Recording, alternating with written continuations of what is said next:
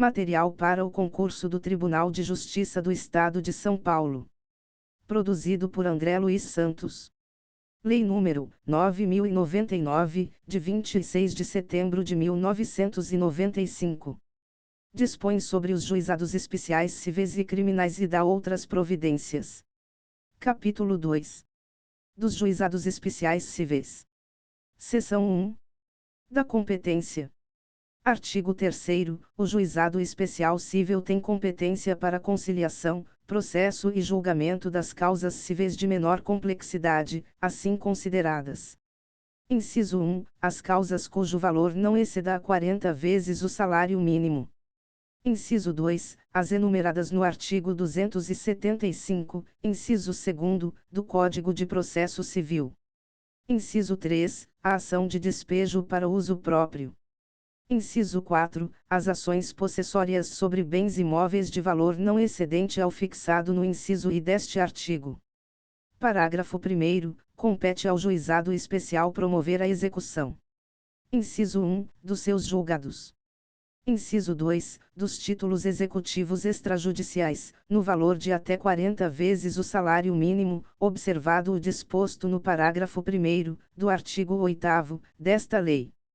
Parágrafo 2º. Ficam excluídas da competência do juizado especial as causas de natureza alimentar, falimentar, fiscal e de interesse da fazenda pública, e também as relativas a acidentes de trabalho, a resíduos e ao estado e capacidade das pessoas, ainda que de cunho patrimonial.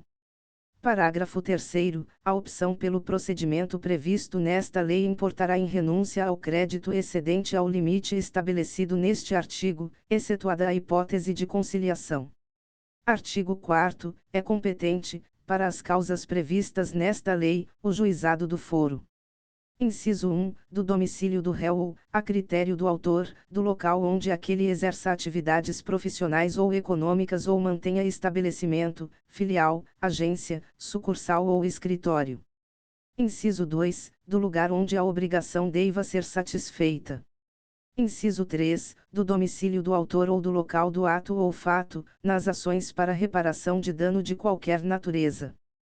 Parágrafo único. Em qualquer hipótese, poderá a ação ser proposta no foro previsto no inciso I deste artigo. Seção 2. Do juiz, dos conciliadores e dos juízes leigos.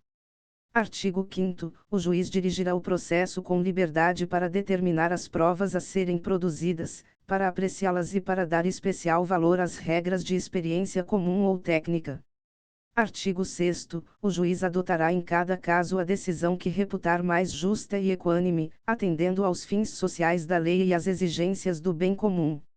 Artigo 7º. Os conciliadores e juízes leigos são auxiliares da justiça, recrutados, os primeiros, preferentemente, entre os bacharéis em direito, e os segundos, entre advogados com mais de 5 anos de experiência.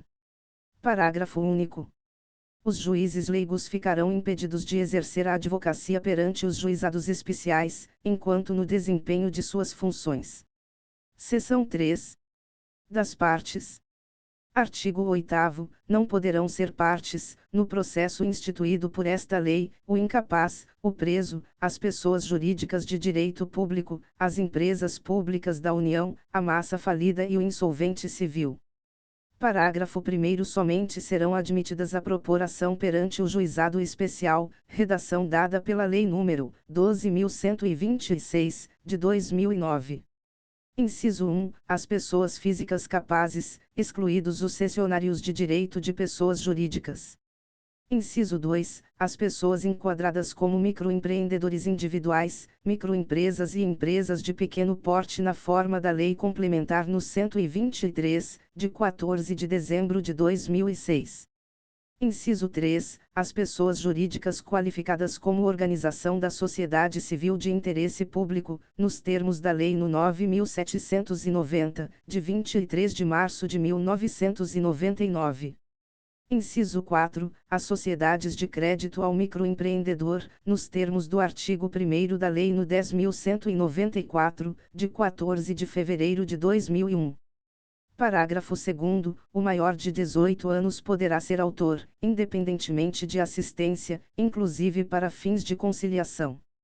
Artigo 9º. Nas causas de valor até 20 salários mínimos, as partes comparecerão pessoalmente, podendo ser assistidas por advogado. Nas de valor superior, a assistência é obrigatória.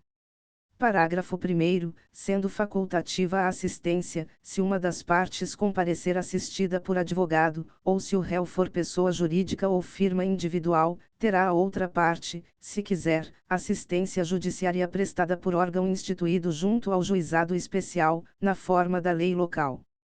Parágrafo 2º. O juiz alertará as partes da conveniência do patrocínio por advogado, quando a causa o recomendar.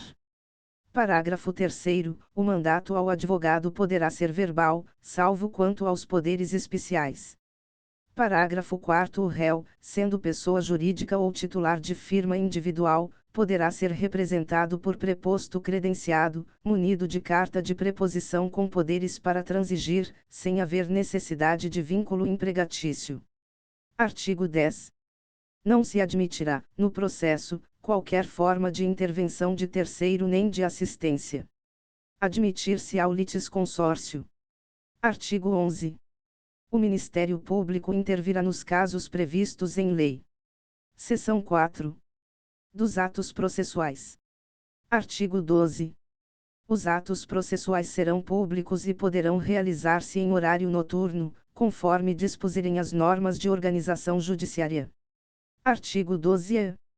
Na contagem de prazo em dias, estabelecido por lei ou pelo juiz, para a prática de qualquer ato processual, inclusive para a interposição de recursos, computar-se-ão somente os dias úteis. Artigo 13. Os atos processuais serão válidos sempre que preencherem as finalidades para as quais forem realizados, atendidos os critérios indicados no artigo 2º desta lei. Parágrafo 1º. Não se pronunciará qualquer nulidade sem que tenha havido prejuízo. Parágrafo 2º. A prática de atos processuais em outras comarcas poderá ser solicitada por qualquer meio idôneo de comunicação. Parágrafo 3º. Apenas os atos considerados essenciais serão registrados resumidamente, em notas manuscritas, datilografadas, taquigrafadas ou estenotipadas. Os demais atos poderão ser gravados em fita magnética ou equivalente, que será inutilizada após o trânsito em julgado da decisão. Parágrafo 4º. As normas locais disporão sobre a conservação das peças do processo e demais documentos que o instruem. Seção 5. Do pedido. Artigo 14. O processo instaurar-se-á com a apresentação do pedido, escrito ou oral, à Secretaria do Juizado. Parágrafo 1º. Do pedido constarão, de forma simples e em linguagem acessível. Inciso 1. O nome, a qualificação e o endereço das partes. Inciso 2. Os fatos e os fundamentos, de forma sucinta. Inciso 3. O objeto e seu valor. Parágrafo 2º. É lícito formular pedido genérico quando não for possível determinar, desde logo, a extensão da obrigação. Parágrafo 3º. O pedido oral será reduzido a escrito pela Secretaria do Juizado, podendo ser utilizado o sistema de fichas ou formulários impressos. Artigo 15. Os pedidos mencionados no artigo 3º desta lei poderão ser alternativos ou cumulados, nesta última hipótese, desde que conexos e a soma não ultrapasse o limite fixado naquele dispositivo. Artigo 16. Registrado o pedido, independentemente de distribuição e autuação, a Secretaria do Juizado designará a sessão de conciliação, a realizar-se no prazo de 15 dias. Artigo 17. Comparecendo inicialmente ambas as partes, instaurar-se-á, desde logo, a sessão de conciliação, dispensados o registro prévio de pedido e a citação. Parágrafo único. Havendo pedidos contrapostos, poderá ser dispensada a contestação formal e ambos serão apreciados na mesma sentença.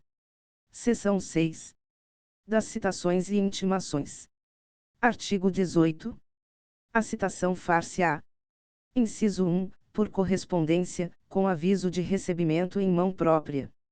Inciso 2. Tratando-se de pessoa jurídica ou firma individual, mediante entrega ao encarregado da recepção, que será obrigatoriamente identificado. Inciso 3, sendo necessário, por oficial de justiça, independentemente de mandado ou carta precatória.